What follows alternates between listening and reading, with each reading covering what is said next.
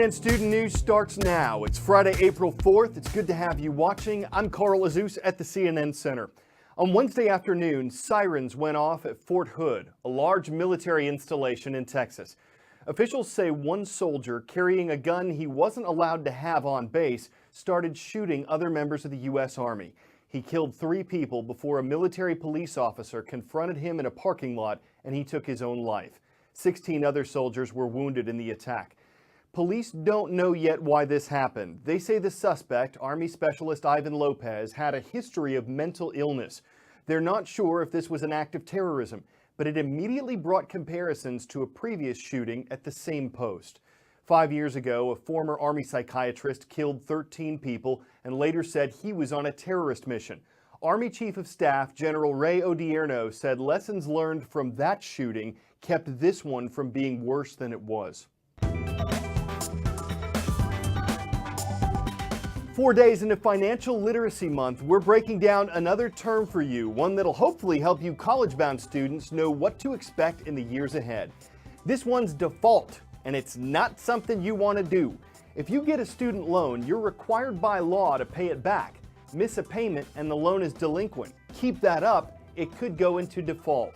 It basically means you didn't keep your promise to pay back the loan. And going into default can hit you hard later on. It could make it tougher to borrow money again for things like a car, a house, or even a cell phone. So make your loan payments, make them on time. You won't risk being delinquent or going into default. Time for the shout out.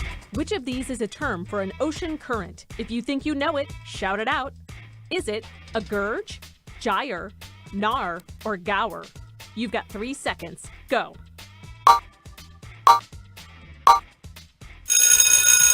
Gyres are massive circular ocean currents that rotate clockwise in the northern hemisphere and counterclockwise in the southern hemisphere. That's your answer, and that's your shout out. Gyres are natural, but some of the stuff swirling in them isn't. Garbage, trash from nations, shorelines, boats, collected in currents swirling around the oceans.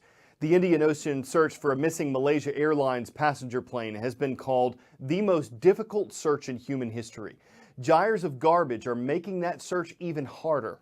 Debris that you might see, in our homes, all around our homes. Here's a toy grenade.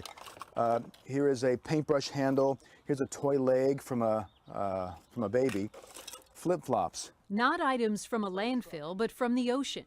More specifically, the Indian Ocean Gyre, essentially a garbage patch swirling with trash and overflowing with plastic. The massive rotating current spins counterclockwise. Marcus Erickson is the director of research for the Five Gyres Institute in California. He says gyres are like plastic soup. But that's typical of what the material looks like. In 2010, he sailed through the Indian Ocean Gyre, the same area where search teams are now looking for doomed Flight 370. And what we found there were things like derelict fishing nets, multicolored buoys, little fishing buoys like the one that's behind me. Lots of buckets and crates, other consumer goods like bottles and bottle caps and bags and forks and knives. There was so much stuff already there. So the debris from the aircraft is blending into all that. Which is one reason why locating the missing plane is such a challenge. Satellite images once thought to be debris fields, likely just floating garbage. A Chinese ship just this week in search of the airplane came across trash instead. Even sea life can't tell the difference. Fish, sea lions, birds, they all ingest this junk, thinking it might be food. I hear this talk about there being 300 plus pieces from the aircraft. There are 300,000 plus pieces of trash already there. The Indian Ocean Gyre isn't the only one that exists. There are also 2 in the Pacific and 2 in the Atlantic. They form when ocean currents bounce off the continents and create a vortex of swirling water, which pulls debris from the shores to the center of the ocean. The gyre in the Indian Ocean is thought to be about 2 million square miles. Now keep in mind, the entire United States is just under 4 million square miles. And this garbage patch isn't just huge, it's also on the move, traveling about half a mile per hour or about 12 miles per day. And it may be carrying parts of the plane with it.